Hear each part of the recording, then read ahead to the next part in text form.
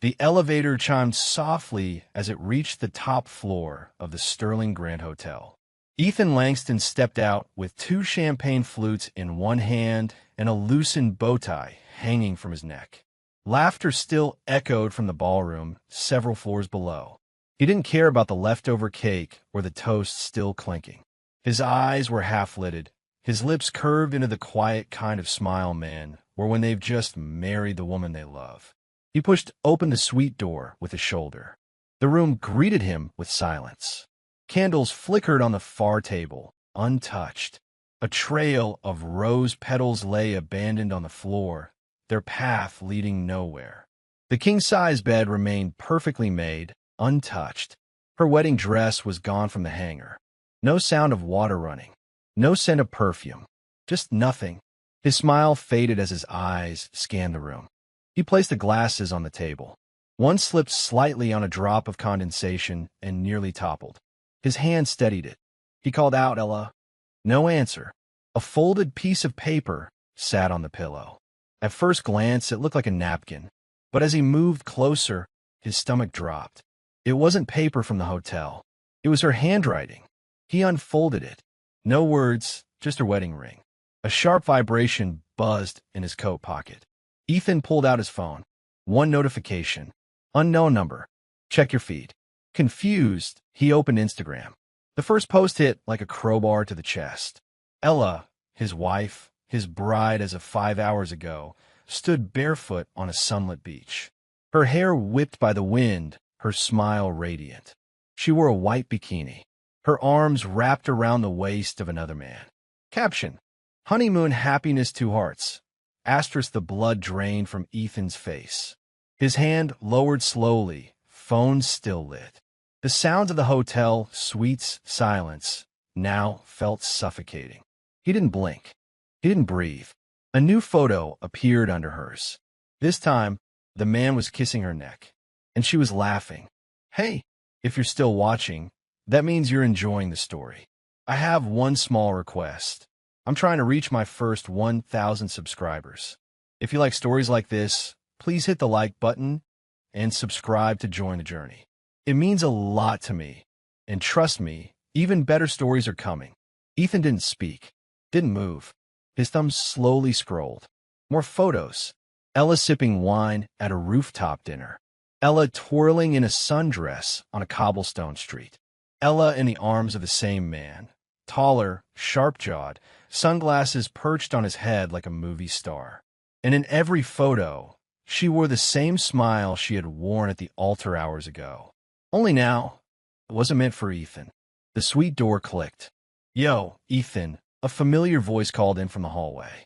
Jacob, his longtime friend and groomsman, stepped in, loosened tie and drink in hand. You disappeared on your own party, man. Ella's. He stopped mid-sentence. Ethan stood in the center of the room, his back to Jacob. The phone hung in his hand like a dead weight. Jacob took a step forward. Everything okay? Ethan turned the phone around and held it out. No words. Jacob squinted, leaned closer, then recoiled. What the hell is that? Ethan didn't answer. His face was blank, but his knuckles were white around the phone. Jacob ran a hand through his hair. This has to be fake, right? It's got to be some messed up prank or AI or something. She posted it. Ethan said, his voice quiet, hollow. Jacob looked down again. Today, these are live. Jesus, more notifications buzzed. People tagging Ethan, commenting, confused wedding guests asking what was going on. The contrast between the formal ballroom photos from earlier and Ella's beachside honeymoon couldn't have been starker. Ethan's tux still smelled like champagne and her perfume. Now it just felt like ash. I'll talk to someone. Maybe she got hacked, or Jacob stammered. Ethan set the phone down on the table with mechanical precision. Don't say anything. Not yet. But people are going to see this, man. Let them. The silence returned. Heavy, violent in its stillness. Then Ethan reached for his jacket, slid his arms through the sleeves, and buttoned it up like armor. Jacob stared. Where are you going? Ethan paused at the door. Not sure yet, but wherever they are, I'll find them. 3 days passed. Ethan didn't answer calls, didn't return messages. He left the hotel before sunrise and never went back. The tuxedo went into a trash bag. The ring box stayed buried in the pocket of his coat, unopened. He sat in a dark rental car parked near a city cafe, laptop open on the passenger seat, headphones plugged in. The photos were still live. Ella was still posting, and she had no idea he was watching every move she made. In one photo, she held a coconut drink with a red straw. Reflected in her sunglasses, barely visible, a building with a distinctive red sign. Ethan zoomed in, enhanced, and traced it to a boutique resort in Turks and Caicos. He checked the geotag. Nothing, but the metadata from a third-party image downloader told a different story. Latitude, longitude, timestamp. She was there, and she had posted it just an hour ago. He opened a new tab, cross-referencing private jet manifest log through open-source flight tracking APIs. One name came up twice, Travis Mercer, former Marine, now a private military contractor and CEO of a security solutions firm. Ethan clicked his profile. Travis posed in front of armored vehicles, handshaking with diplomats, lifting champagne flutes with global investors. A digital ghost of a man who moved in powerful shadows. Ethan stared at his face. Then, in an older photo from a charity fundraiser 2 years back, there she was. Ella, by Travis's side, wearing the same necklace she wore on their wedding day. Ethan didn't blink, just reached into the glove compartment, pulled out a flash drive, and inserted it into his laptop. He copied the image, then another, then the entire flight manifest, financial logs, IP address logs, anything that showed this wasn't some last-minute affair. It was premeditated. She had been with Travis before Ethan ever proposed, before the first date, maybe even before they accidentally met. Ethan closed the laptop slowly. He didn't cry, didn't rage, just stared out the windshield into the fading dusk. And in that silence, something shifted in his face. Something sharp, quiet, dangerous. He whispered it, almost without sound. You used the wrong man. The glow from Ethan's monitor was the only light in the apartment. He hadn't slept. His fingers moved across the keyboard in silence, navigating through layers of digital noise like a surgeon. Every move was surgical. Search, compare, verify. He wasn't chasing rage. He was assembling a case. He'd created a burner identity, new email, new number, an entirely fabricated digital footprint that let him follow Travis and Ella's private activity unnoticed. Travis's company, Orion Defense Solutions, had just partnered with a luxury wellness startup called Evelina, fronted by none other than Ella Mercer. Not Langston. She had never taken his name. Ethan clicked the press release on their launch website. A high-end brand focused on sustainable holistic retreats for the elite. The design was clean, sleek. Ella's face featured prominently, grinning in white silk, framed in lavender skies and ocean backdrops. He checked the copyright notice at the bottom. His eyes narrowed. Concept deck designed by Yelm Creative. Elm. Ella lanzó Mercer. Ethan opened a folder on his hard drive. It was labeled pitch_prototype_ev1.ppt. He hadn't looked at it in months. The deck opened with the exact same branding, slide transitions, font selection. Even the imagery was nearly identical. Only this one had been created 8 months ago. By him. It wasn't her brand. It was their stolen blueprint. His original idea from their late-night conversations, built over dinners and sketches on napkins, repackaged and launched under her and Travis's names. He checked the metadata. Every slide she used still bore his timestamp. He copied it to a secure folder, encrypted it, then backed it up to 2 cloud drives and a physical flash drive. Then he leaned back in his chair, took one long breath, and clicked record on a screen. His voice came out even, controlled. This is a full documentation of brand theft and corporate fraud tied to the public figure Ella Mercer and private contractor Travis Mercer, formerly Travis Holt. Timestamp, 2:14 a.m. No emotion, just evidence. The next morning, Ethan stood outside a bank. Not to withdraw, not to freeze anything. He just watched. The branch's tinted glass windows reflected the city's buzz. Taxi lights blinking, crosswalks blinking red to white. Inside, a woman in a suit handed a thick folder to a tall brunette. Ella. He recognized her posture before her face. She moved like she owned the space. A new assistant trailed her, holding a laptop. Ella barely acknowledged her. She was in control now, poised, calculated. Every smile she flashed at the banker felt like a rerun of the ones she'd given Ethan. He stepped back into a coffee shop across the street. Watched, listened, and thought back. Their first date. She'd asked him how much he earned before she even finished her drink. Said it was just curiosity. Their third month. She pushed him to open joint savings. Claimed it made her feel secure. He said he'd think about it. She kissed him before he could say no. 6 months before the wedding. She cried about her ex, emotionally manipulative, she said. Needed someone solid. Someone like Ethan. It all played back like a director's cut of con. She'd rehearsed every line. Set every stage. And Ethan? He was just a prop. A cab pulled up in front of the bank. Ella stepped in. The assistant stayed behind. Ethan waited a beat, then crossed the street, slipped into the bank, and approached the counter. The teller looked up. How can I help you today? I need to check access history for a closed joint account. Ethan said, voice even. Do you have the account number? He slid over his ID. I built it. The office was tucked inside a brownstone just off Fifth Avenue. No signs, no logos, just a buzzer and a clean marble hallway.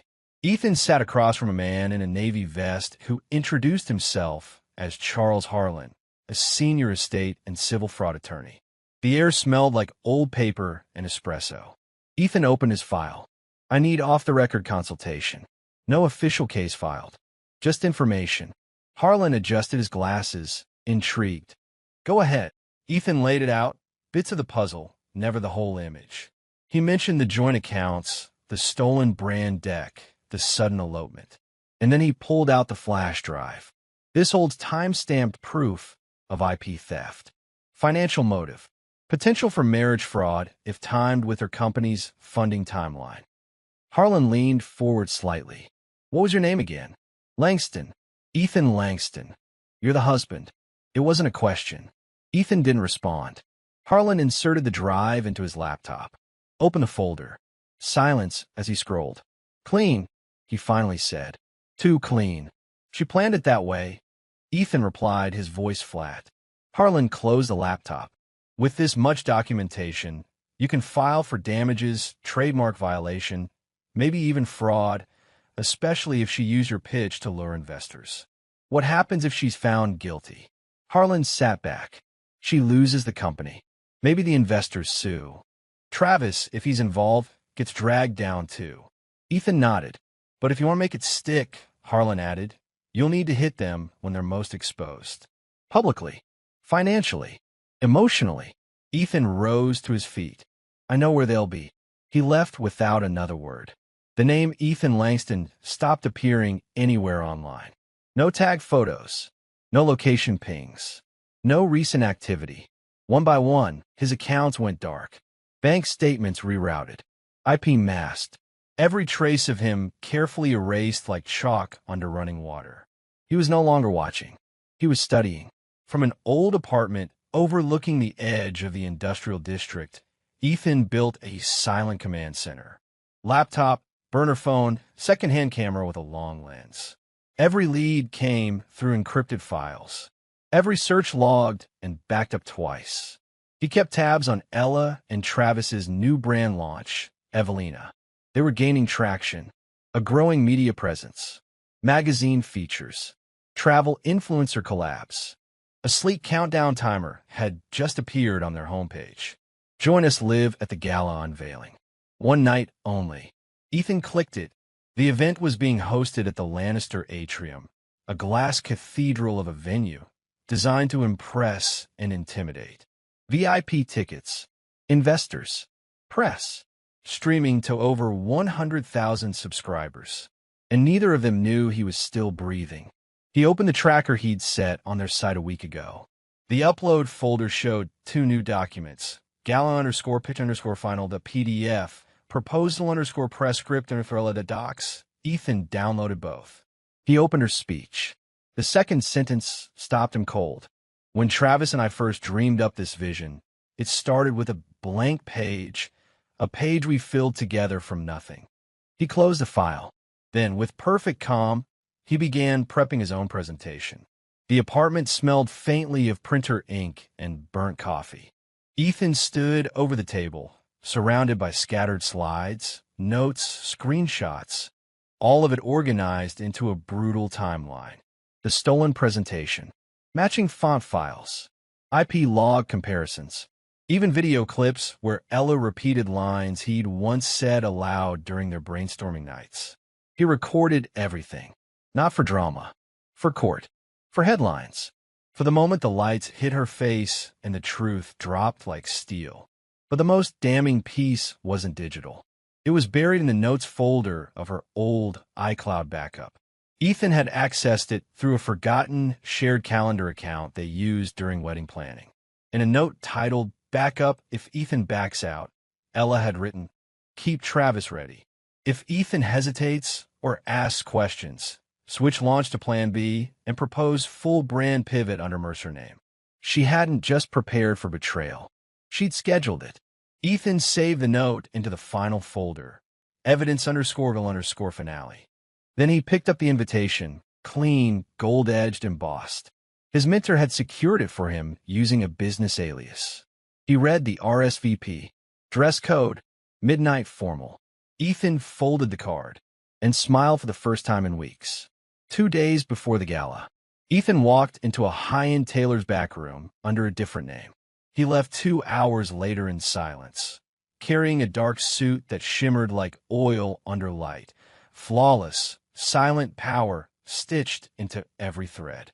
The day of the event, the city skyline bled orange as the sun dipped behind mirrored towers. Limousines lined the street outside the Lannister atrium. Cameras flashed. A red carpet caught the heels of glittering guests. Ethan stepped out of a town car through the service entrance, credentials scanned and cleared. Inside, chandeliers dripped from the ceiling like frozen fire. Waiters moved like clockwork. A jazz trio played low, moody rhythms. Ella and Travis stood near the main stage, laughing too loud. He didn't look at them. He looked at the tech booth, the A/V monitor, the main screen controls. A flash drive exchanged hands. Quiet. Clean. Then Ethan moved toward the far balcony, away from the noise. He looked down at the sea of tailored lies and perfect lighting. And for just a moment, he turned toward the camera. Voice calm. Slight pause. "If you made it this far, I've got a question for you. Where are you watching from? Which city? Which corner of the world? Let me know down in the comments. I want to see how far the truth is traveling.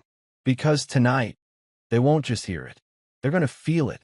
He turned back toward the ballroom, face unreadable. The final countdown had already begun. The gala began like a dream. Crystal glasses clinked. Spotlights danced across marble floors. The city's elite hovered in polished circles, whispering about investment returns and spiritual retreats. Ella and Travis glided through the room like royalty. She wore a satin silver gown, custom, no doubt. Her smile was the same one she wore in every stolen photo. Sharp, calculated, impossible to read unless you knew what was behind it. Ethan stood by the champagne bar, face shadowed by the balcony arch. No one recognized him. Not with the trimmed beard, the slick-back hair, the midnight suit. Not with the way he stood still while everyone else moved.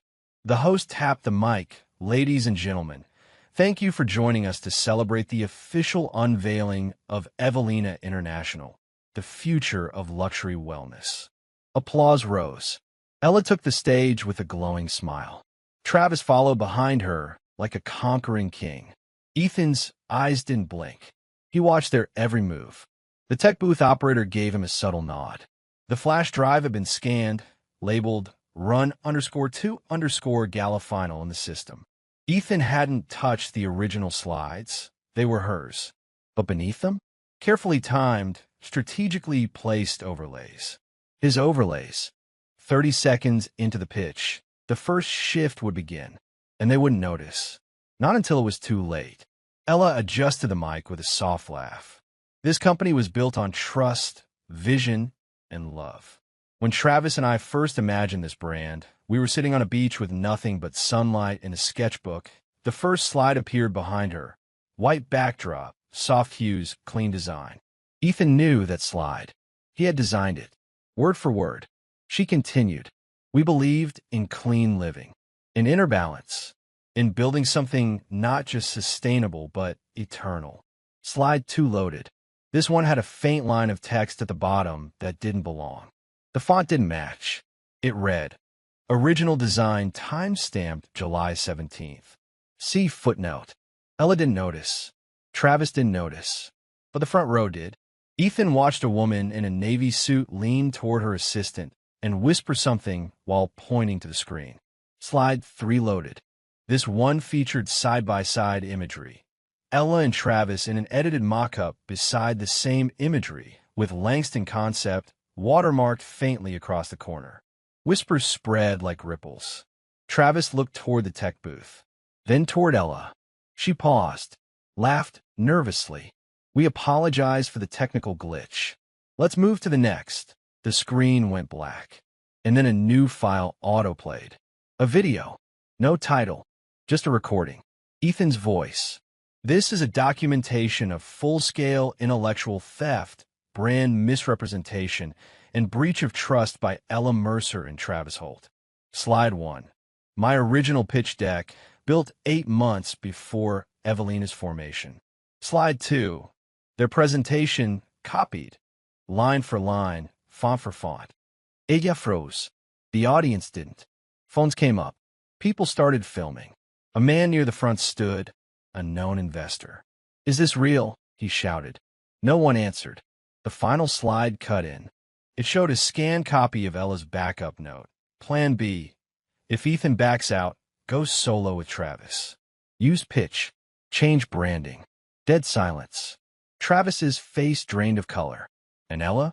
She turned, mouth open, searching the crowd.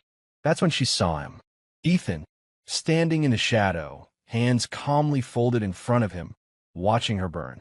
Security didn't move. No one did. Everyone was too stunned.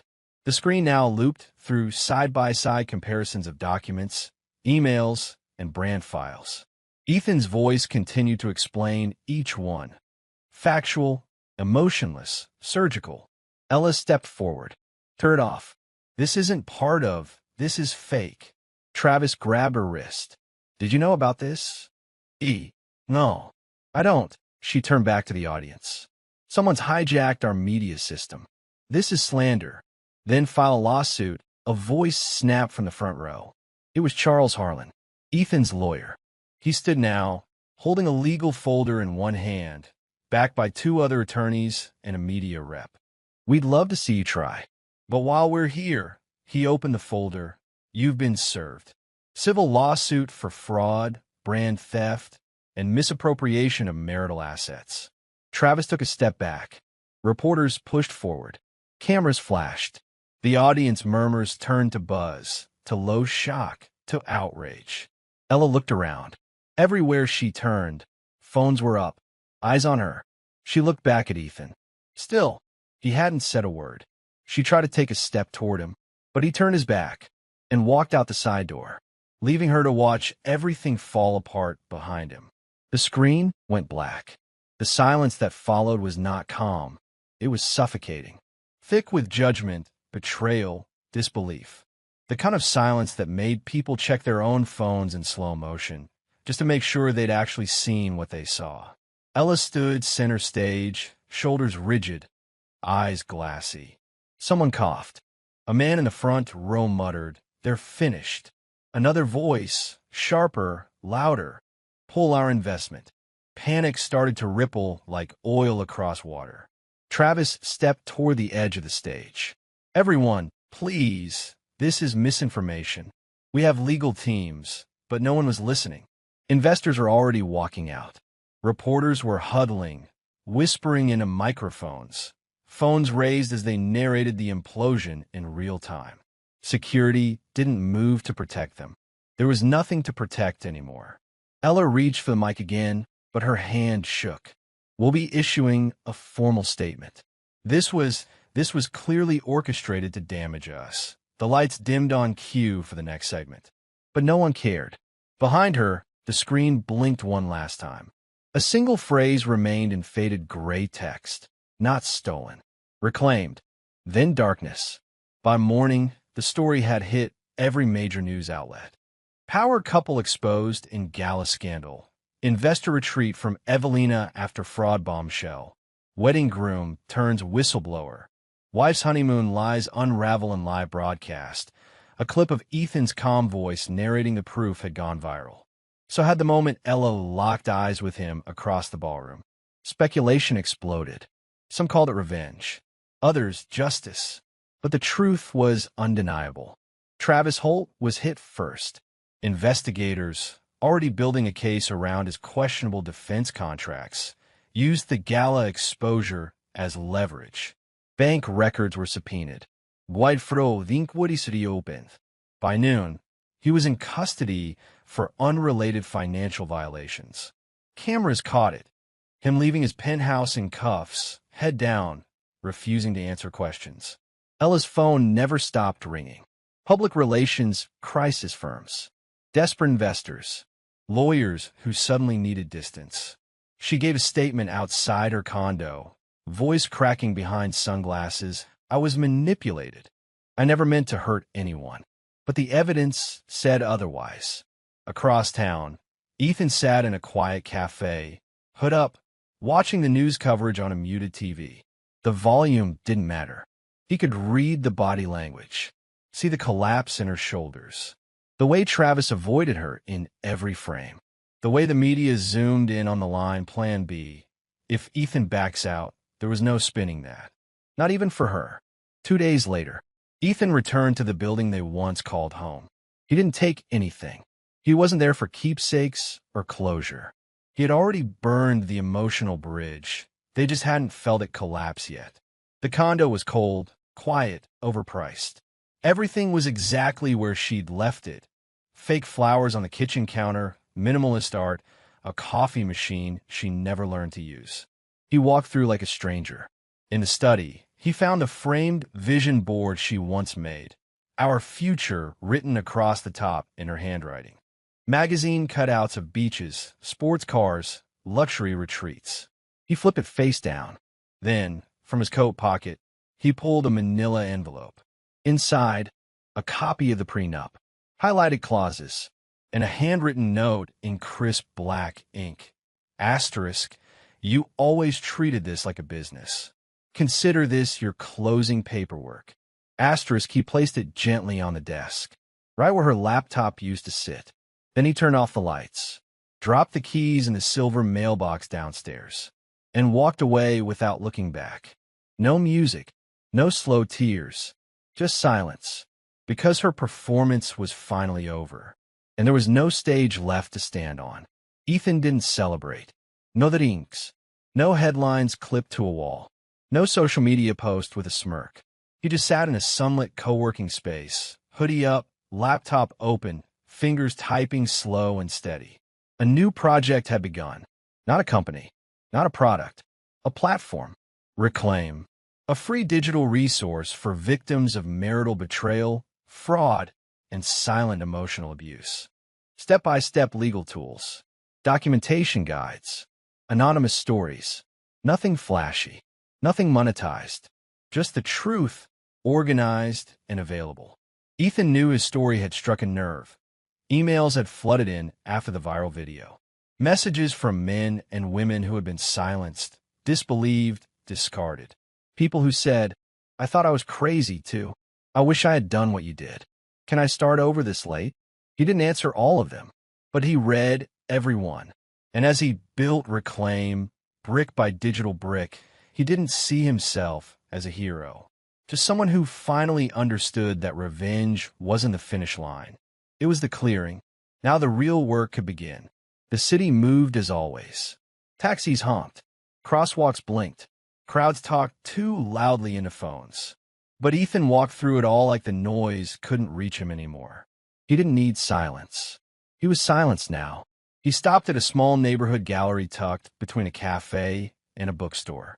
Inside, minimalist pieces filled the walls. Black and white photography, abstract lines. One corner of the room featured local photographers capturing unnoticed moments. Ethan paused in front of a framed print. An older man holding a broken watch on a subway bench, staring out the window like time had nothing to do with him anymore. Ethan looked at it a long while. The gallery owner approached quietly. "First time here." Ethan nodded.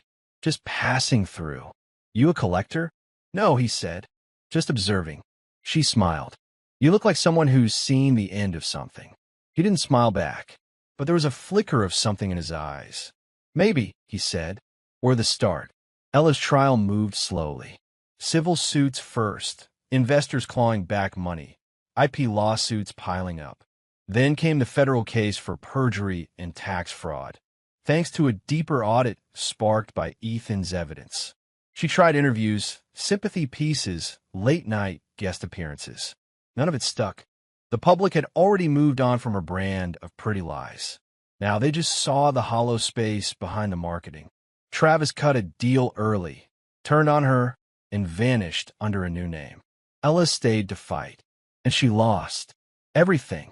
The house, the company, the followers, the narrative. The media stopped covering her after month 6. She wasn't a scandal anymore, just a warning. Ethan never checked the court docket. He didn't need to. Her name came up one final time, buried in an article about fraudulent wellness startups, footnoted like an afterthought. No picture, just text. That was the last time he saw her mentioned. And it was enough, because the house she built on lies had finally crumbled, and he hadn't lifted a single stone to push it down. He just told the truth and let gravity do the rest. It had been 7 months, long enough for the headlines to fade, for public interest to shift to fresher scandals. Ethan passed a billboard for a new wellness startup near downtown. A different face, a different pitch, but the same packaging Ella once used. Words like clarity, rebirth, and realignment thrown together like glitter and glue. He didn't stop walking. Let them have the buzzwords. He turned onto a quiet street near the lake where the condos were lined with ivy and laughter came from open windows. Children were chalking on sidewalks. Someone was burning cinnamon in their kitchen. Ethan approached the gate, unlocked it with a small key, and stepped into a new space. The home was modest. 1 story, clean wood, simple furniture, no performance, no spotlight. The kind of house that didn't beg to be photographed. The kind of place where no one had ever rehearsed a lie. He placed his keys in a ceramic bowl by the door, walked past the shelves he'd built himself, and stopped by a small desk. There, a leather-bound notebook lay open. A short list written across the page. Finalized nonprofit registration, set up workshop with veterans group, finish edits on article draft, call mom. He picked up a pen, crossed out the first 2, then sat down in the soft light of late afternoon, not to plan the next move, but just to be. Ethan's story wasn't being shared anymore, but his impact was.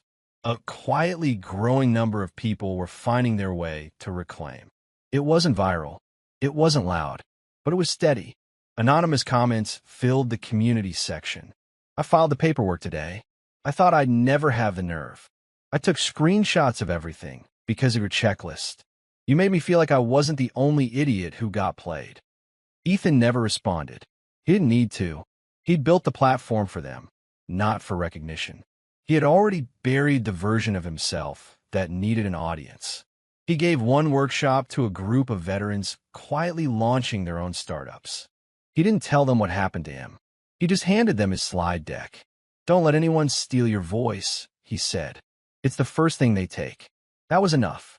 And when someone in the back asked if he'd ever trust again, he only replied, "I don't need to yet, but I know I will." Ethan walked into the gallery again, this time invited.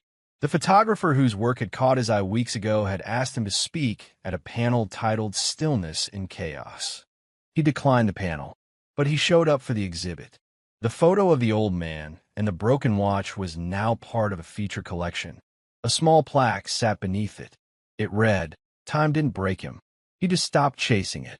Ethan stood there longer than he meant to.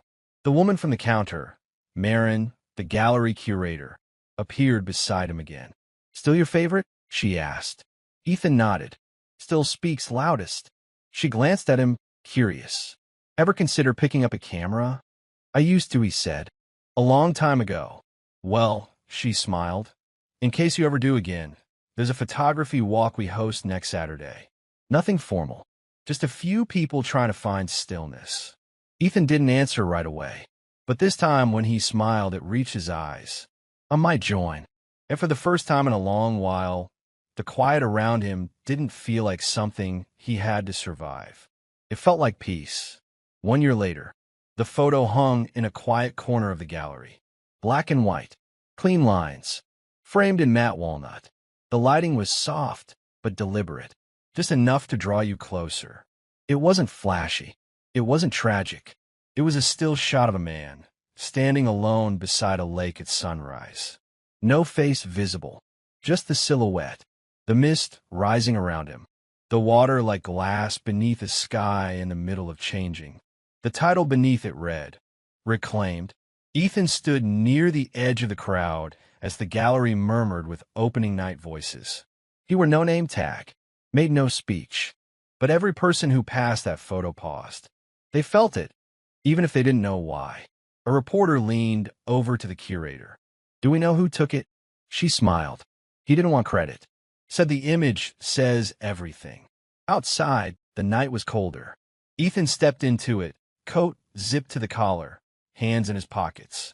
The city lights blinked behind him like a slow applause.